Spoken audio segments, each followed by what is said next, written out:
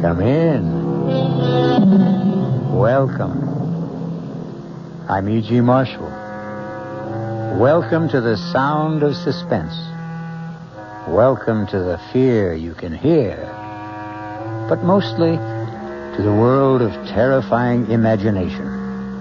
In the next 52 minutes, you'll hear a story about truth. Everyone is in favor of truth, of course. It's a word which produces immediate reverence and respect. But sometimes the truth can be a terrible thing, even a shattering thing.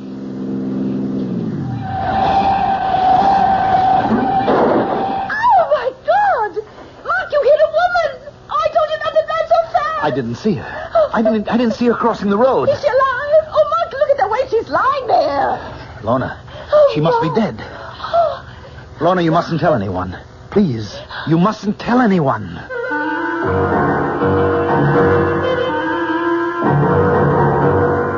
Our mystery drama, The Ring of Truth, was written especially for the Mystery Theater by Henry Slusser and stars Agnes Moorehead.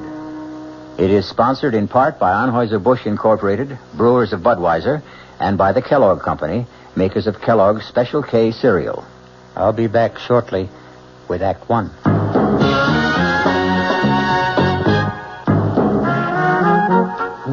Some beer drinkers have funny ideas about beer. They think beer improves with age, like wine. Well, find a brewmaster, though. You'll find a beer drinker who knows better.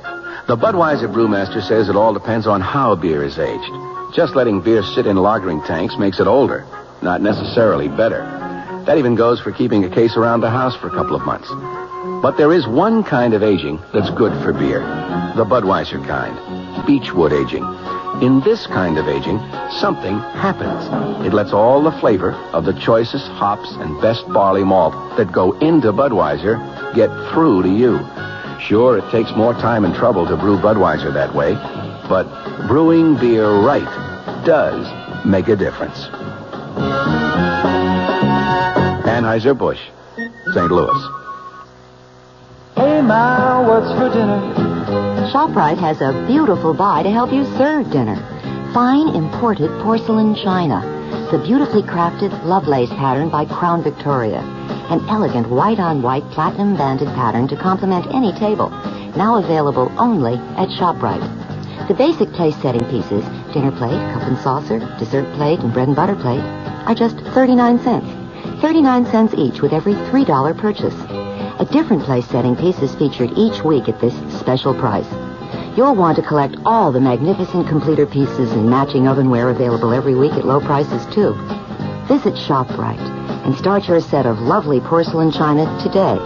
It's a beautiful buy. Hey, Ma, what's for dinner? ShopRite has the answer. Offer not available in Westchester, Ulster, Orange, Dutchess, and Columbia counties.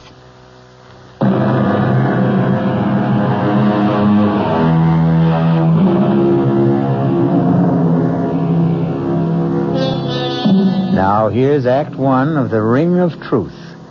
The place, a charming college town in New England. The people you're about to meet, young Lorna Kittredge and the special man in her life, Mark Kramer. His driving speed, a comfortable 30 miles an hour. I'll tell you what I resent most about your father, Lorna. It's the fact that he deliberately keeps forgetting my name. Mark, don't be so silly. Daddy has a genuine problem about names. No, I'm sorry, darling. I just can't buy this absent-minded professor stuff. It's too corny. Corny or not, that's exactly what my father is sometimes. Absent-minded. His mind is always up in the stratosphere somewhere, communing with Socrates or Schopenhauer on the meaning of truth. You just don't like my father very much. I hardly know your father. Look, I want to get along with him, Lorna. After all, he's going to be my father-in-law, isn't he? You're almost home. What can I do to put you in a better mood? That's easy, darling. You can promise to tell him tonight. Oh, Mark. Tonight? Why not? But I told you that the Pryors are going to be at dinner tonight. Harold Pryor's Daddy's publisher. So, after they leave, you can tell him. Lorna, we've been engaged for almost 3 weeks now. Nobody knows about it except you and me. Well, isn't that enough? Not for me, it isn't. No. I'm the kind of guy who wants to shout it from the housetops. Yes, I do, too. I really do, Mark. I love you so much. All right, darling. Then prove it. Tell him tonight, Lorna. Tell him you're going to marry what's-his-name. How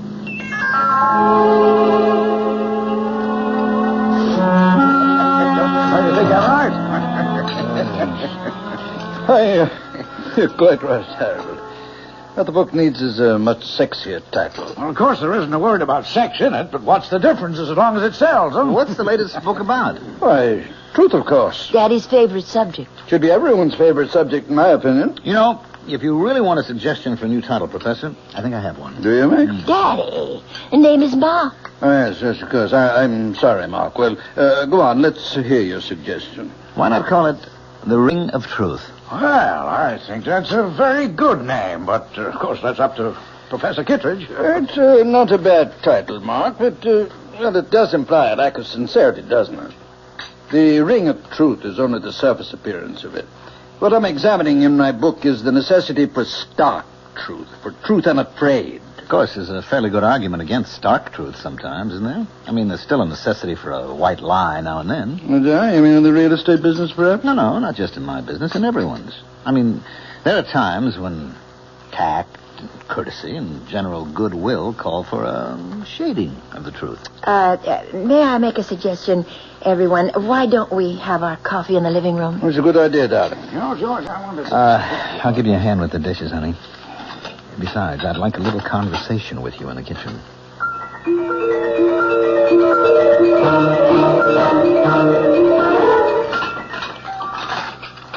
All right, Mark. I know what you're going to say. Daddy was impossible tonight. Now, your father's a great scholar, man of ideals, the Albert Schweitzer of New England. I'm only a poor schnook of a real estate man, but I'm perfectly willing to put up with him for your sake. Put up with him? Won't be easy. A crass, materialistic guy like me marrying into all that saintliness. What can I do? I'm crazy about his daughter. You idiot. Oh, Mark, my hands are wet. Will you tell him tonight? Yes, the minute everyone leaves. He's not going to be happy about it, you know that. He won't be happy about losing you. Well, he knew it had to happen someday. All right, then tell him that day has come. Tell him the truth. I always tell Daddy the truth. Daddy, can I come in? Yes, darling, of course. I didn't want to interrupt your reading. Oh, I can't really read this book. I don't understand the language. Have you seen it, by the way? Still another edition, German, of the 7 Secrets of Shakespeare. It's lovely. What a beautiful binding. Yes, I'm pleased with it. I suppose an author never loses his affection for the first book he writes. Well, it's more than just that. This book made you famous. In very limited circles, yes. And I hope you've enjoyed the evening and that your friend did, too. The only thing Mark didn't like was being called Max. Oh, I'm sorry about that, Precious. I hope he wasn't offended. But you have to admit that you do bring home a lot of young men. Daddy, that may have been true once, but Mark Kramer is the only man I've seen for the last 6 months. That long? And the reason I've seen him so much is that, well, I'm in love with him. Well, that isn't an entirely new phenomenon either, is it? Daddy, Mark asked me to marry him. I said yes. Marriage? You know that word, don't you? It's English, not German. Yes, I know the word, but, well, it's just that I never supposed you'd want to marry now. I mean, before your doctorate, before you've done all those things we plan to do together. Marriage wouldn't put an end to our plans. And as for your lecture tour, but you don't really need me along. I don't know if I'd want to go without you. I'm getting a little old to gallivant around Europe by myself. Well, it's the first time I've heard you complain about being old. For some reason, the last 10 seconds, I began to feel old. Of course, Mark and I could go with you to Europe as a sort of honeymoon. No, Lorna, he's not going to want that, I'm sure. In fact, my guess is that your young man is going to want to see as little of me as he possibly can. No, Daddy, that isn't so. He knows that I won't just abandon you. I couldn't be that heartless. That's the last word I'd use about you, Precious. I know your heart only too well. I know what a tender, beating little thing it is. I've always been afraid of the man who would trap it someday. I just wish you knew Mark better. He's not a I'm not spy. saying anything against Mark. I feel this way about any man. I'm like the tired old king of the fairy tale, darling, forced by the condition of kingdom to give the hand of his princess to a commoner. Oh, Daddy.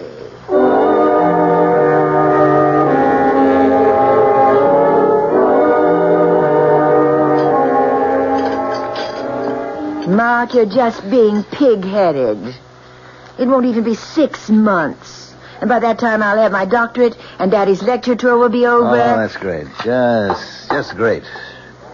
Waiter, where's the drink I ordered? Mark, I've never seen you have more than 2 martinis in my Oh, life. you're wrong, my love. I had one before you got here. The one coming up will be number 4. Mark, please, don't be so upset.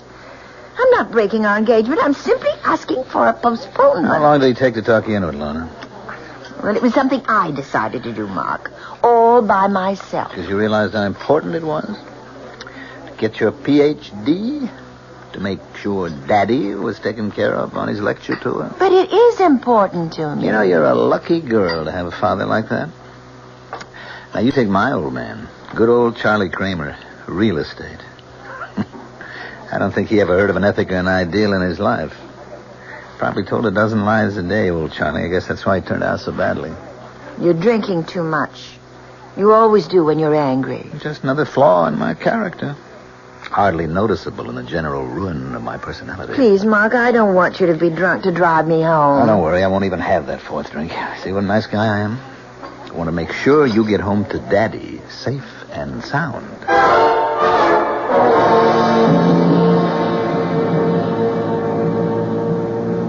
Mark, are you sure you don't want me to drive? No, you just leave the driving to us. It's starting to rain. I think you should turn your wipers on. That isn't rain, precious. Those are tears in front of your eyes. Please, Mark. All right, all right. You have to drive so fast. I know there isn't any traffic, but these roads are so dark. That's what the headlights are for. How far these little candles throw their beams, so shines a good deed in a naughty world. Hey, you see, your father isn't the only one who can quote you. Ah! What? Look out! That woman! Where? Oh! You hit her! Oh, Lord! I didn't see her. I didn't see her crossing the road, so help me. Is she dead? Oh, Lord, look at the way she's lying there. She's dead, Lorna. Oh, The woman's dead. oh no. Oh, how horrible. I told you not to drive so fast.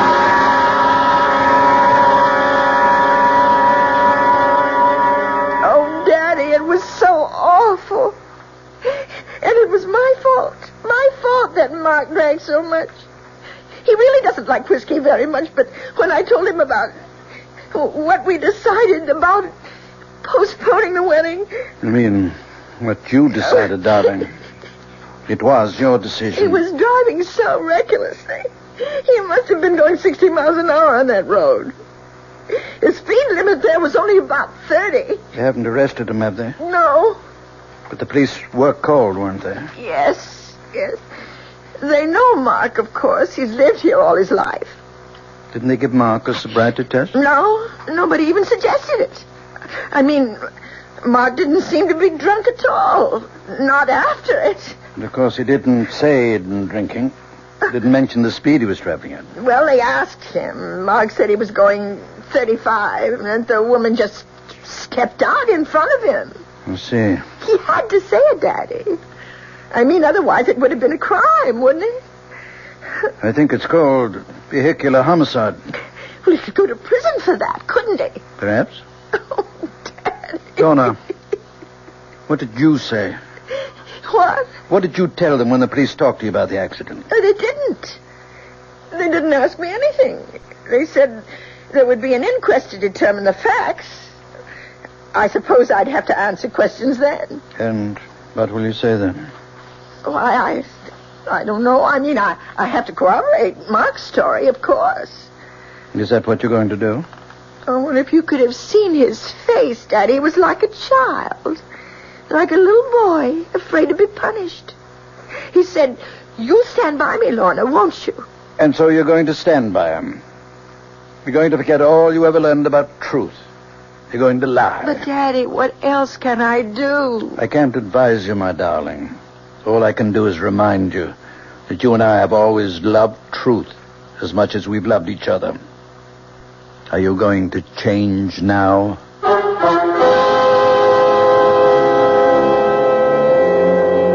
And so Lorna finds herself in the corner of a triangle. The man she loves on one side, the father she loves on the other. But the invisible corner of the triangle is that mysterious thing called truth. We'll find out what Lorna Kittredge does when I return shortly with Act 2. And now another tale of the ball and chain. At Kellogg's Special K Presents Overweight on an overnight train. Is the seat taken? Please, sit down. You have exceptional legs. But why is one of them attached to a ball and chain? This ball and chain? It's a symbol. Funny, I would have sworn it was a ball and chain. I mean symbolic. Because carrying around a few extra pounds can be just like lugging around this ball and chain. I see. May I suggest something? Uh-huh. Try a bowl of Special K skim milk, orange juice, and coffee. It's the Special K breakfast. Will it make me lose weight? No. Oh. You must also exercise and eat smart at every meal. I see. Do you know the Special K breakfast is less than 240 calories, 99% fat-free, and delicious? No, but if you hum a few bars over time... And that's another tale of the ball and chain.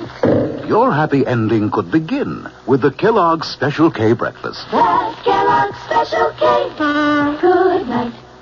This is WOR New York, your Mystery Theater station.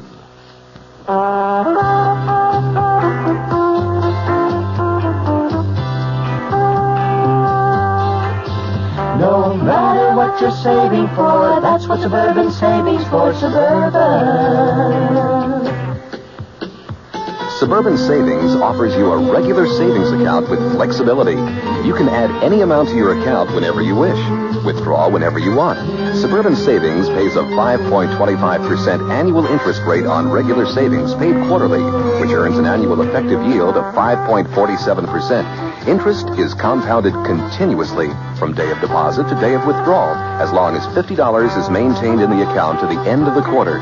Come into Suburban Savings and open an account with flexibility. Our regular savings account in New Jersey at Bayonne, Edgewater, Elmwood Park, Emerson, Hackettstown, Morris Plains, Nutley, Paramus, and Sparta.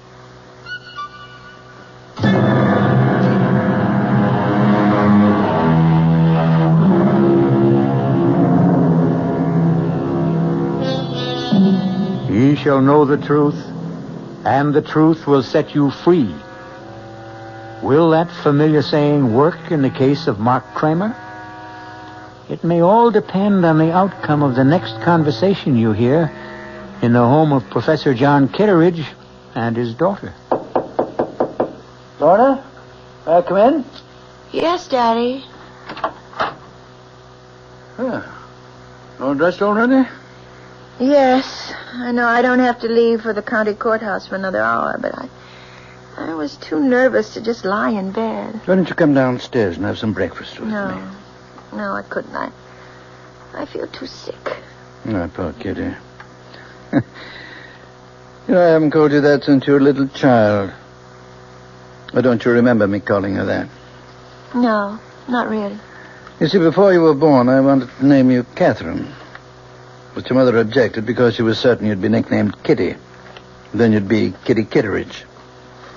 And she hated the sound of it. You've told me the story before. I know you're not in the mood for old family anecdotes. All I can think about is that inquest this morning.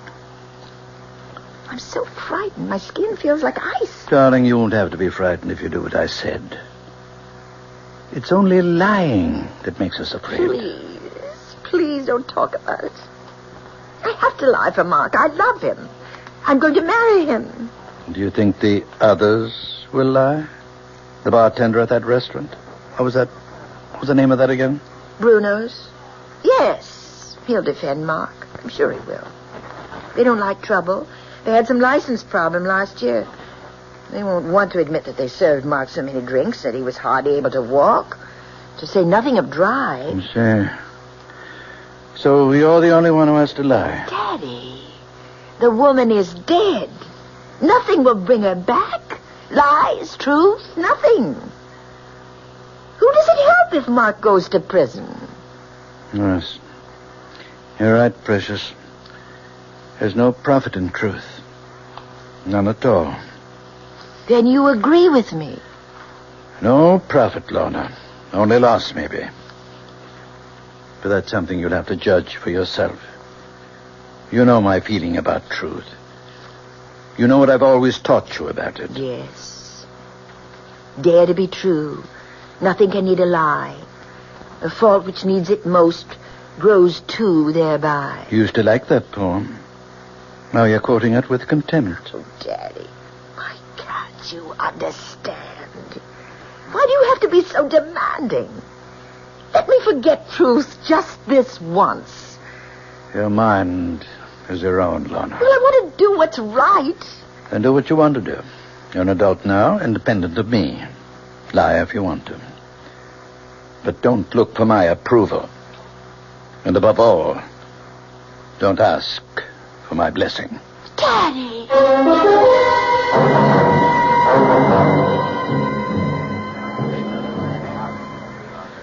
Let's have some quiet. The coroner's jury has to hear the testimony if they're going to judge it. Sergeant McKeon, was any investigation made of the skid marks at the scene of the accident with a view to determining the speed of the vehicle? No, sir, there wasn't. The condition of the road and the rain we had that night, well, it was impossible to tell the difference between the skid marks and the tire treads. That's why no measurement was made. It's been stated that the driver of the vehicle, Mark Kramer, had left the establishment called Bruno's shortly before the accident. Since Bruno's is in the business of serving hard liquor, among other things, did the police give Mr. Kramer a sobriety test? No, sir, we didn't. You see, sir, we didn't know at the time where Mr. Kramer had been. All we knew was that Mrs. Moger was dead and Mr. Kramer didn't appear like he'd been drinking. All right, Sergeant, you can step down. Thank you, sir. The coroner's office calls Mr. Kramer to the stand, please. Mr. Kramer, this inquest isn't a trial. Our duty here is simply to determine the cause of death. But you must give your testimony under oath. Please raise your hand on the Bible. Yes, sir. Do you solemnly swear to tell the truth, the whole truth, and nothing but the truth, so help you God? I do. All right, Mr. Kramer. Just tell us your story of what happened the night of the accident. Well, Miss Kittredge and I left Bruno's about 9 that evening, about a half hour before the accident. I'd had one drink, vodka martini. You can ask Mr. Bruno about that because he served me. Go on. When I reached Route 24, I decided to take the Ridge Road shortcut to town. I was traveling between 30 and 35 miles an hour, I'd say, and I remember slowing down when the rain started. I had my wipers going when I came over the rise of the hill, so my windshield was clear. But I still didn't see Mrs. Moger when she stepped out into the road directly in front of the car. Were your lights on full beam? Yes, sir, they were. Why do you suppose Mrs. Moger didn't see them? I don't really know. What I think is she was almost across the road when I came over the rise, and she panicked when she realized that a car was coming. She started back in the wrong direction, and that was when she stepped in front of the car. Is that your entire testimony? Yes, sir, it is. Very well, Mr. Kramer. You can return to your seat. Will Miss Lorna Kittredge take the chair, please? Place your hand on the Bible, Miss Kittredge. Yes.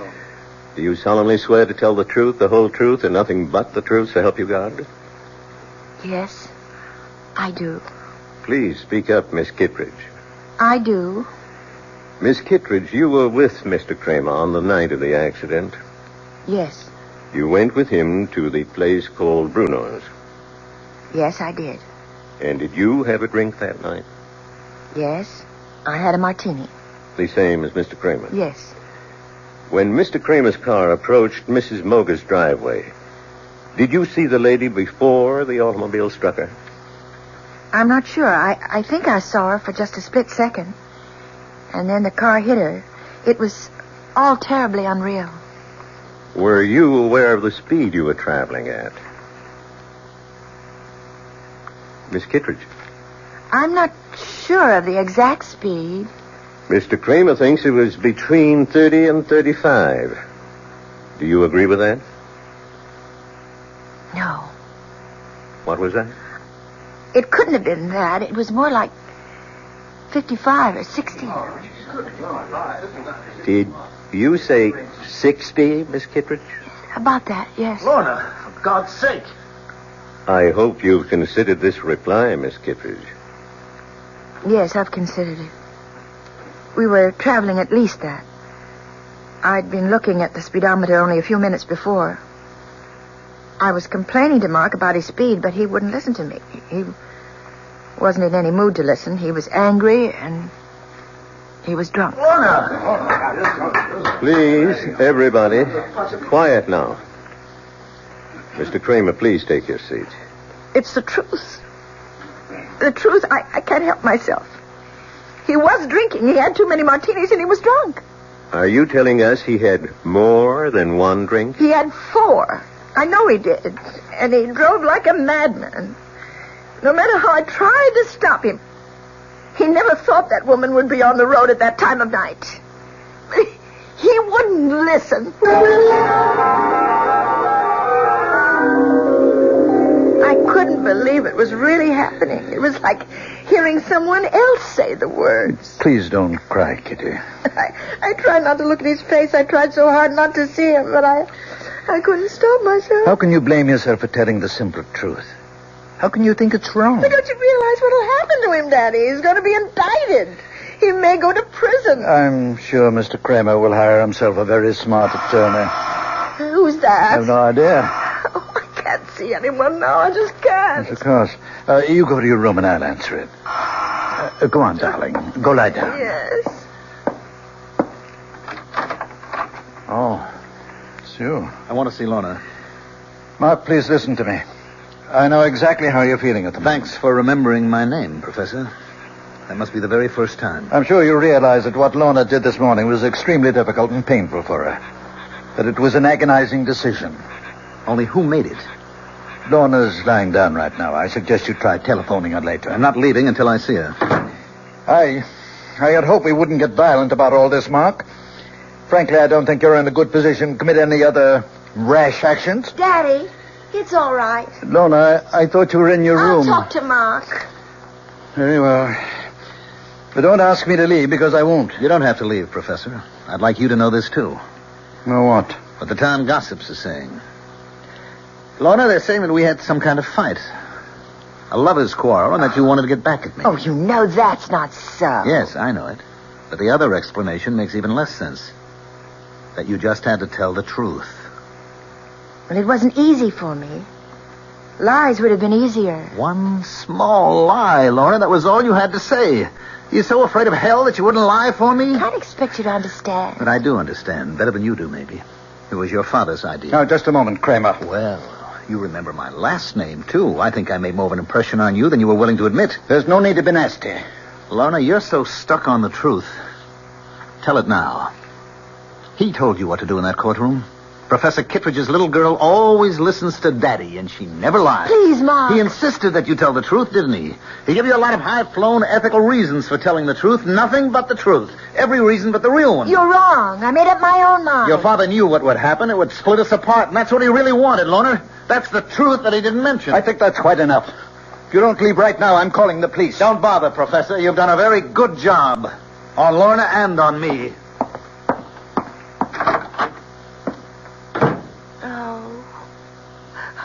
Oh, Daddy. Daddy. Kitty, don't. It's going to be all right. How can it be? He hates me now. Mark hates me. Things will change. You wait and see. He'll get himself a smart lawyer, and nothing will happen to him. Mark Kramer, having been found guilty of the crime of manslaughter, it is my duty to sentence you to imprisonment for a period of not less than 1 year and not more than 5.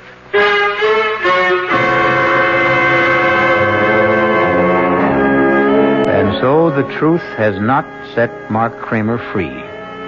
It sent him to prison, where he'll have plenty of time to ponder the complexities of ethics, justice, and human nature. Or perhaps he'll ponder something else, like revenge We'll find out when I return shortly with Act 3. I'm Hy Brown, producer of Radio Mystery Theater, and this is the end of our last week of prize drawings. Just send us your name and address tonight to be eligible for one of 50 prizes: 2 AM/FM stereo phonos, 2 travel clock radios, and 46 anthologies of modern suspense. We've been most gratified by the program comments so far. So, if you have a chance to write, we hope you will. And let us know a bit about you, who you are, what you do, how old you are. But your name and address are enough. To Mystery Theater, Box 50, Radio City Station, New York, 10019. That's Box 50, Radio City Station, New York, 10019. Entries must be postmarked no later than tonight, the 26th. Offer good everywhere unless locally prohibited. This is WOR New York, your station for the Mystery Theater. An invitation. This is Peter Roberts. Join us Sunday morning, 8:15 to 10 here on WOR for Rambling with Roberts. 2 hours of music, specially selected for Sunday morning listening pleasure, along with bits of weather information, news headlines, bits of trivia such as the fact that a man from Onowa, Iowa, received a patent for what he called Eskimo pie, which was ice cream coated with chocolate. It all happened in 1922. It may not seem like very much in the way of history, but it does take place, these little bits of trivia and information, on Rambling with Roberts. So, of a Sunday morning, make a note. 8:15 to 10, right here at 710 on your dial, come Rambling with Roberts. You don't have to give us an RSVP. Just be on hand. Thank you.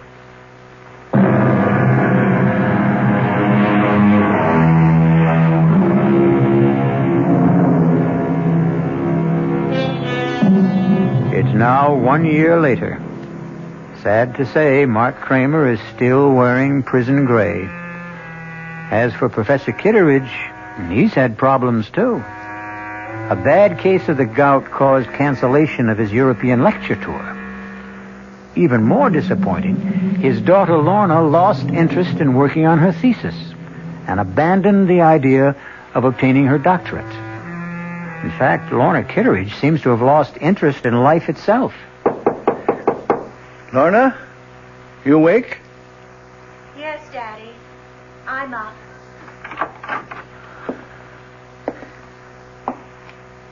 Darling, it's almost noon. It's not like you to be in bed so late. I just didn't feel like getting up. Did you sleep badly again last night? Last night, the night before that. Oh, Lorna. If you don't see Dr. Isaacs voluntarily, I may have to drag you to his office. You know there's nothing wrong with me. What's all this paper for? All those little crumpled balls. Can't you guess? Oh, Lorna, no. You haven't been writing Mark again? I keep thinking that I might hit on exactly the right words. The magic formula that would make him answer one letter. Just one letter. You know that's not possible, darling. Face it, the man is filled with bitterness. He blames you for something he did to himself. Probably never reads any of the letters I send him. Probably sees my handwriting and tears them up immediately. It would be so much better if you forgot him, Lorna. Do you know that I even thought of sending him a disguise letter? Making it look like some important document that he would have to read? Isn't that ridiculous? What's ridiculous is the way you've tortured yourself over that man for so many months. Who's tortured who, Daddy? Which one of us is really guilty? Oh, Kitty. Stop calling me that name. My name is Lorna. Can't you remember my name? Darling, you're just not yourself. Oh, is that why you can't remember me? Because I'm somebody else? Well, you may be right, Daddy. Every morning I look in the mirror and I can't recognize the woman I see. Lorna, you're just not giving yourself a chance to forget. You'd start getting out into the world, start meeting new people. You become a hermit. I thought you liked having me here, Daddy. I thought you couldn't live without my company. I honestly believe you need medical attention. If not from Dr. Isaacs, then from somebody else. You mean a psychiatrist? I suppose. No, darling, no. Just someone who can help you get over this distorted guilt that you feel. The only one who can do that is Mark.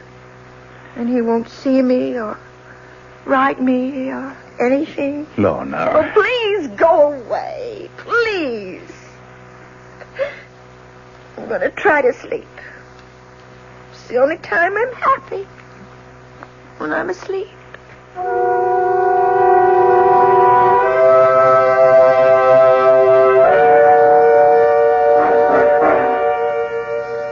right. Step right over here, Kramer. Anything you say, guard. Remember, visiting time is limited to 15 minutes. Look, I don't want the 15 minutes. They're being forced on me. Sit down and behave yourself. Yes, sir. Anything you say, sir. Well, no, Mark. Make it fast, Professor. I've got important matters to take care of back in the shop. I'm making a very special license plate. Mark, I know you resent the fact that I've forced this encounter. Took some doing, believe me. Uh-huh. Why did you go to all the trouble? Because it's a matter of health. Lorna's health. She's pining away for me, is that it? Well, tell her to stop, Professor. My nights are filled with sweet dreams, and she is in none of them. You tell her that for me. I want you to see her, Mark. Oh, I wouldn't force that issue, Professor. I don't have anything nice to say to your daughter. You misunderstood Lorna.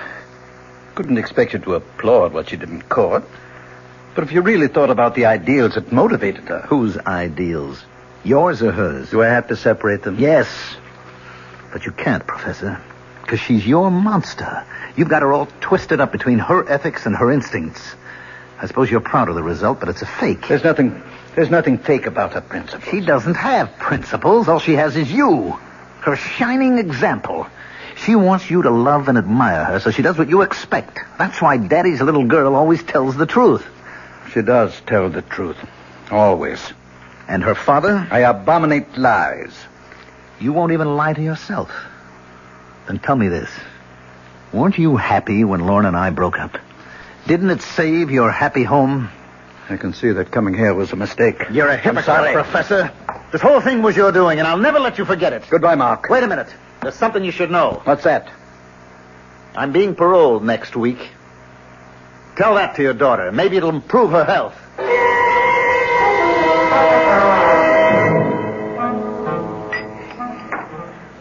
Of course I'm pleased, Harold. It's just that I'd much rather see a new book of mine published than a new edition of an old book. Well, you can't argue with success. People never seem to tire of the 7 Secrets of Shakespeare. I suppose I shouldn't complain. It does buy the groceries. Just cash the royalty checks and be happy. Now, tell me how Lorna's doing. Feeling any better? Oh, still a bit run down, I guess. Well, that's too bad. I suppose you know that young man, Kramer, that he's out of prison. For about 2 months now, I gather. He, hasn't been in touch with Lorna? No, and I don't think he will be. Funny thing is, he's been in touch with us. With you? What's that before? Well, actually, it seems he went to Merritt Bob's first. My first publishers? Yes, talked to everyone who would talk to him. Then he approached members of my own staff. He even tried to get an appointment with me, but I put him off. What do you suppose he wants? He's an embittered young man, you know. Well, I spoke to George Merritt. He didn't know about Lorna and this fella Kramer. He thought Kramer was an article writer looking for biographical material. George said that he seemed to know an awful lot about you already. I don't much like the idea of someone like that snooping into my life. Why do you suppose he's doing it? Hard to say. Rancor, I suppose. Hopes he can find something unpleasant in my past.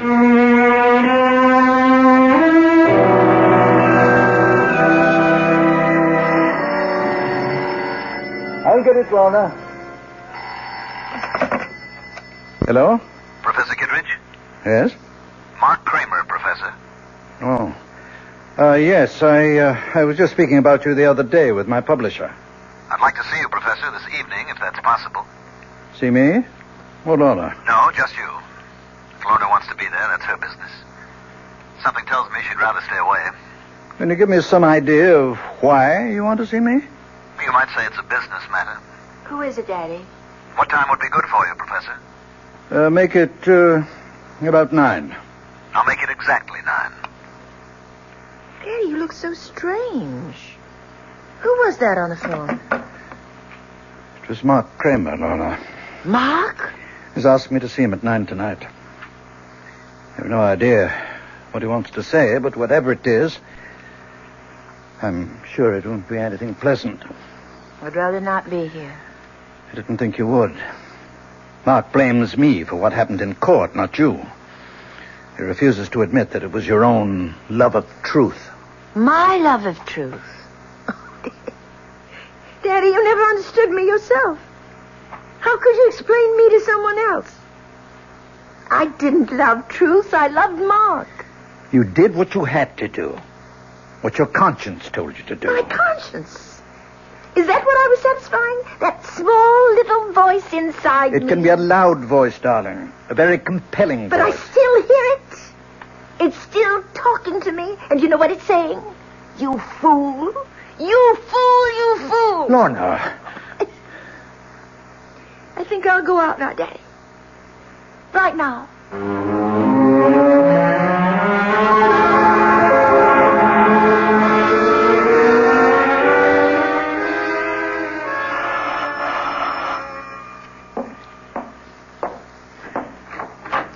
Good evening, Professor. Hello, Mark. Come in. Thank you. Nice of you to see me. I wasn't sure of my reception after the last time. I see you're using a cane these days, Professor. Yes, a touch of gout. Mark, I hope you weren't expecting to see Lorna. She's not here. No, I didn't expect to see her. Would you care to come to the point of this visit? Yes, Professor. I'll come to the point. I've come to see you about truth. Oh, must we, Mark? Really? I mean, these philosophical discussions are meat and drink to old campus fogies like me, but I'm rather tired of the subject right now, very tired of it. Frankly, I'm a little exhausted by it myself. I've just spent 2 months in search of it, and I didn't even know what I was looking for. You've been digging up things about me, haven't you? I hope you enjoyed yourself. No, I didn't. You see, I made the mistake of talking to your enemies. The publishers you dropped, the friends you no longer see, the scholars you had disputes with. What did you get out of that? Nothing. Your enemies didn't have the truth about you, Professor. Only your friends did. Like Avery Hayes. Avery Hayes? Oh, I'm glad to see you remember the name. Strange how few people do. Even though you dedicated your 4th, or was it your 5th book to him? George Merritt knew him, of course. Mr. Merritt called you Avery's benefactor. Said that Hayes was an alcoholic that you took care of for many years. He was my friend. Yes, he was a good friend, and you were good to him. That was one chapter of your past that you had every reason to be proud of, wasn't it? Avery's been dead for 10 years. What did you want from him? Nothing, Professor. I just thought a man like that deserved a little recognition, if only for his past association with you. So I talked to people who knew him, his old pals, his family. He still has a brother alive, you know, a crotchety old fellow in the terminal ward at the county hospital. His name's Ezra. Perfect name for the old boy. And you know what? He still has the junk Hayes left when he died. That pitiful collection of books and papers. You don't expect me to believe that? About Avery's papers? Avery never kept anything, not a thing. He was a foolish, drunken old... He was also brilliant, wasn't he? Went to the university on a scholarship. You only beat him out for top honors because of his drinking. You're talking about 40 years He ago. was drunk and he was dishonest, too, wasn't he, Professor? That was how he sustained that wild life of his, by selling his scholastic services to anybody who could pay for them. It's not different today. Yes. That's what Avery said in his letter. The one he wrote to a woman named Jean. I didn't know who Jean was or why Avery never mailed the letter, but there it was. Avery said he was cleaning up $100, $200 a month and would surely be able to pay back all he owed before the end of the semester. And then he mentioned the thesis. The big job he was doing, that he expected $300 for that job alone. You know which thesis I mean, Professor? Please go. Get out of here. I've had enough of this lying filth. The 7 Secrets of Shakespeare. Sounds like a mystery story, doesn't it? But it was quite a piece of work.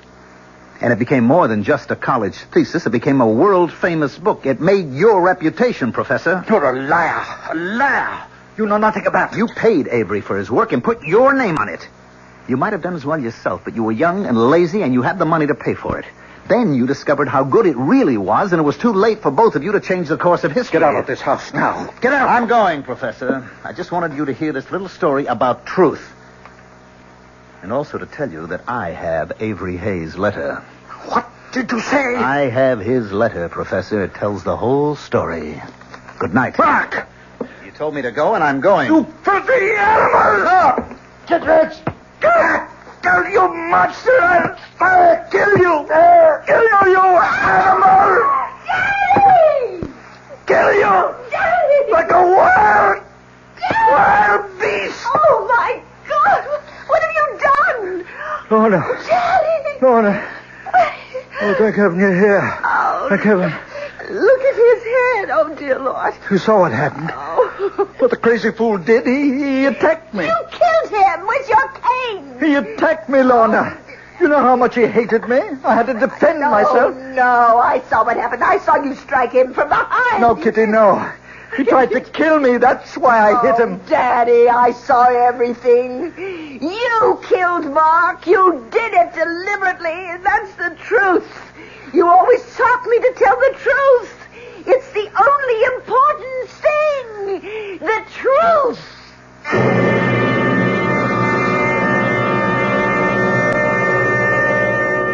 Oliver Wendell Holmes Jr. said, "All I mean by truth is the road I can't help traveling." Well, Professor Kitteridge traveled his road, and despite his good intentions, it turned out to be the road to hell. I'll be back shortly. Hello, this is Joe Franklin. Ladies and gentlemen and boys and girls, for the very latest in nostalgia, for the ultimate in remembering, please join with me on Saturday nights from 9:05 to 11 o'clock, where memories are truly happening right here over WOR Radio. It is my privilege to present radio's original Memory Lane program, but positively the original. And whether it's Al Jolson or Benny Goodman or Louis Armstrong or Eddie Cantor or Harry James or the Dorseys, Mario Lanza, Gene Krupa, the young Frank Sinatra, George M. Cohan, Bing Crosby, Bogart, Lombard, Cagney, and all those happy times of radio's comedy and drama and soap opera. We have it fascinatingly, and all the sounds are reproduced crystal clear Saturday nights from 9:05 till 11 over WOR Radio. Yours truly, Joe Franklin, hosting Memory Lane. Tune in.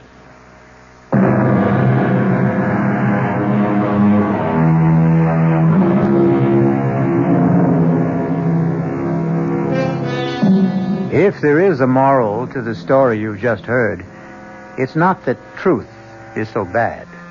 But Samuel Butler said, truth should not be absolutely lost sight of, but it should not be talked about. And we promise that's our last word on the subject. Our cast included Agnes Moorehead, Mandel Kramer, Sandus Ortega, Ian Martin, and Dan Arco. The entire production was under the direction of Hyman Brown. I swear to Sam Hill, Ethan, you deliver. After the 12th stroke of the hourglass clock's chime, there was no sound but the beat of the clock and my own heart. Everything else had stopped dead. My friend's mouth was frozen in the act of speaking. His hand poised over a chessman as though cast in bronze.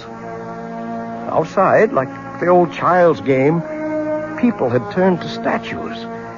A car backing into a parking space was stopped in its tracks. For everyone else in the world, save only me and that damnable clock, time was standing still. This is E.G. Marshall inviting you to return to our Mystery Theater for another adventure in the macabre.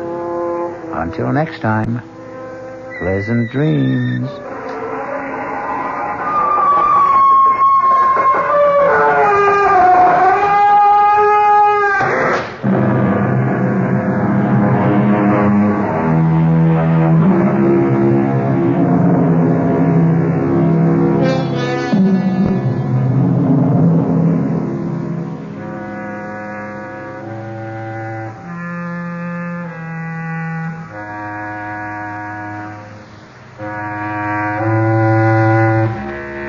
WOR Mystery Theater was brought to you by ShopRite Supermarkets, where you get a lot more for a little less, and by Suburban Savings, with offices throughout North Jersey. The preceding Mystery Theater program was furnished by the CBS Radio Network. The late news is next at 9, followed by Joe Franklin and Memory Lane here on WOR New York, an RKO General station. Good evening, news at 9 from the WOR newsroom. This is Bill Maher reporting. The fast-paced Secretary of State is in New York for the weekend. He'll be meeting tomorrow with UN Secretary General Kurt Waldheim to fill him in on the diplomatic goings-on that brought about a settlement between Israel and Egypt. Just what the Secretary's plans for today and this evening are, nobody's saying.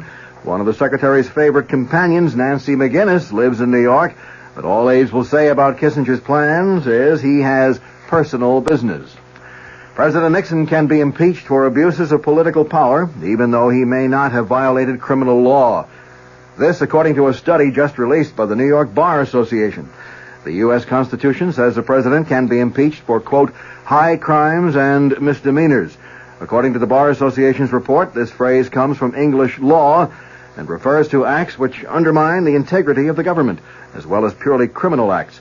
Among those activities designated by the report as impeachable were corruption or flagrant abuse of power, acts which undermine the public trust, and acts performed by presidential appointees that constitute high crimes and misdemeanors if unchecked by the president.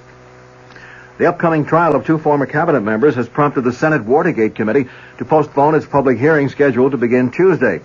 Committee Chairman Sam Ervin says the panel is putting off the hearings to avoid possibly prejudicing the trial of former Attorney General John Mitchell and former Commerce Secretary Maurice Stans. No new date for the hearing has been set.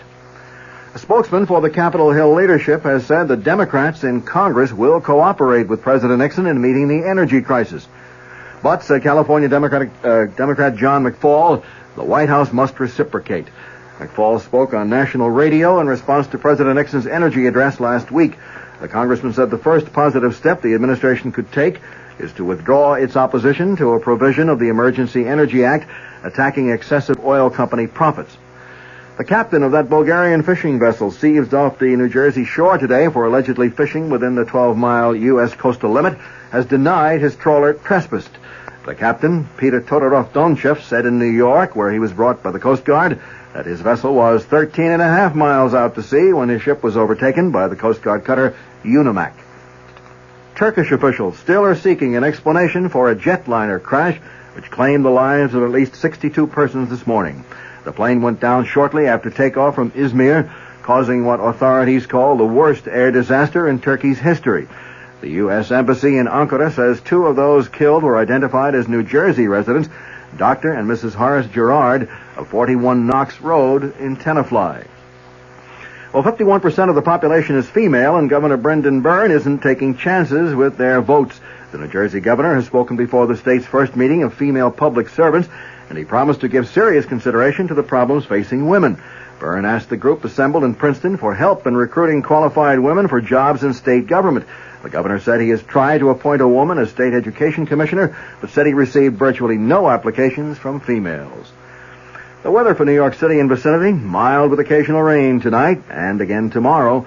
Low tonight in the low 40s, high Sunday in the mid-50s, mostly cloudy Sunday night and Monday with a chance of showers Sunday night, and the low Sunday night in the low 40s. At the moment in cloudy Midtown Manhattan with some very light rain falling, the temperature at 44 degrees, humidity 86%, wind southeast at 4 miles per hour, the barometer 30.21 and falling. That's the news at 9. Bill Maher in the WOR newsroom.